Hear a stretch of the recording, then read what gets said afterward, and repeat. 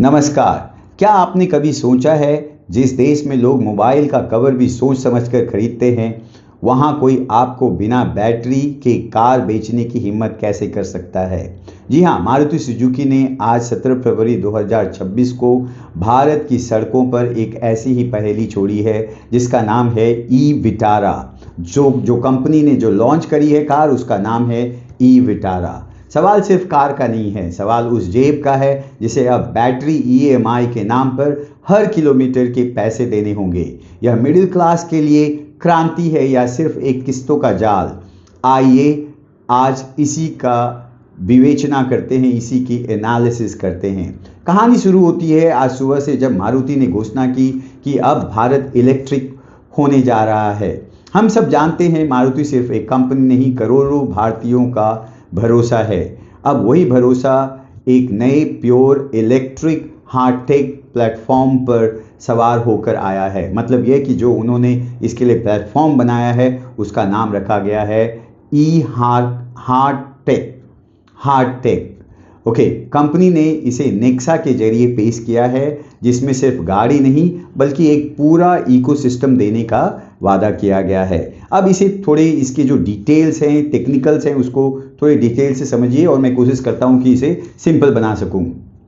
अब यहाँ देखिए, तो इसे जो है बास मॉडल के रूप में पेश किया गया है। जो नहीं जानते हैं उनके लिए ये जानने की बात है, BaaS। तो बास मॉडल होता क्या है कि यहाँ पे battery as a service model पेश किया है। मतलब और डिटेल में मैं आपको बताऊं, दूसरे शब्दों में बताऊं तो इसका मतलब यह हुआ कि आप जब गाड़ी खरीदेंगे तो बैटरी नहीं खरीदेंगे। बैटरी का जो ओनरशिप है, उसका जो मालिक है वो कंपनी रहेगा। उसका जो ओनर है वो अभी भी कंपनी रहेगी। भले आप कार लेकर के आ जाएं बैटरी के साथ, लेकिन उसमें जो बैटरी लगा हुआ है उसका जो मालिक है वो होगा कंपनी। जो मारुति जो है उसकी अभी भी उसकी मालिक होगी। तो अब और डिटेल को समझिए और पूरी बात आपको समझ में आएगी।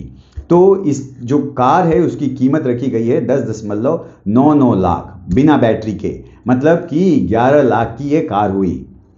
अब बैटरी पे जो EMI पड़ेगा, बैटरी का जो चार्जेस पड़ेगा वो होगा 3.99 रुपये, मतलब मोटा मोटे 4 रुपये प्रति किलोमीटर। ये आपको EMI के रूप में कंपनी को देना होगा। मतलब आप जितने भी किलोमीटर चलाते हैं उसका गुना 4, थोड़ा एडजस्ट कर लीजिएगा 3.99। इसके आधार पे आपको उसका गणित बैठाना होगा, उसका कैलकुलेशन करना होगा। तो आप समझिए कि यदि आप 60 किलोमीटर चलाते हैं तो बैटरी का खर्च इसी हिसाब से तय होगा।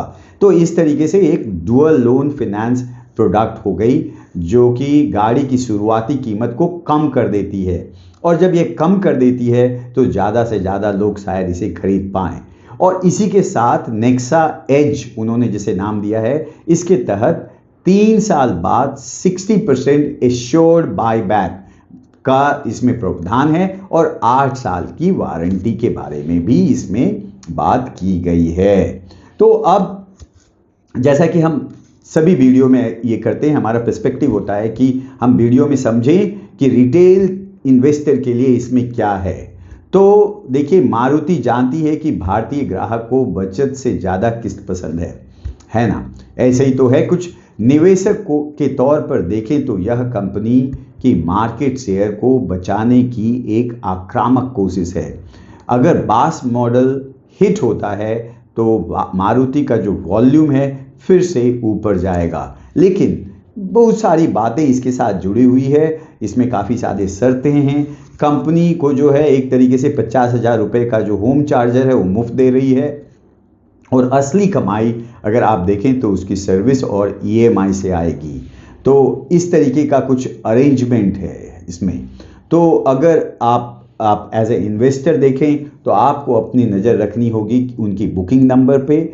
और यहाँ पे उन्होंने अपने डॉक्यूमेंट्स में ये भी कहा है कि यह जो बुकिंग है, यह बुकिंग जो है 21,000 रुपये से शुरू होगी। और यह देखना होगा कि यह पूरा जो नया लॉन्च है वो किस तरीके से कंपनी के रेवेन्यू चार्ट पर, कंपनी के टॉप लाइन पे सेल्स को किस तरीके से इम्पैक्ट करती है, किस तरीके से बूस्ट करती है। यह भी देखने की बात होगी कि क्या टाटा और महिंद्रा भी इसी मॉडल को अपनाते हुए कुछ कंपीटिंग जो व्हीकल है वो लॉन्च करेंगे, कुछ कंपीटिंग कार लॉन्च करेंगे। यह देखना काफ़ी, यह भी दिलचस्प होगा।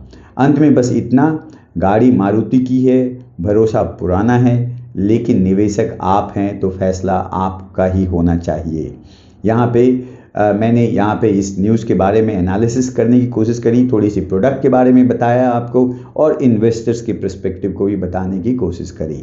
अब यहाँ पे यह बात हमेशा ध्यान रखें कि हमारा जो एक्सप्लेनेशन है, वीडियो का मकसद है आपको डिटेल में इंफॉर्मेशन आपके साथ शेयर करना। कोई भी डिसीजन लेने से पहले कि आप किसी कंपनी के शेयर को खरीदें या ना खरीदें या बेचें, इससे पहले आप काफ़ी सोच समझ करें, इसके रिस्क का एनालिसिस करें और आप अपने फाइनेंशियल एडवाइज़र से इसके बारे में ज़रूर पूछ लें। Thank you, see you in next video.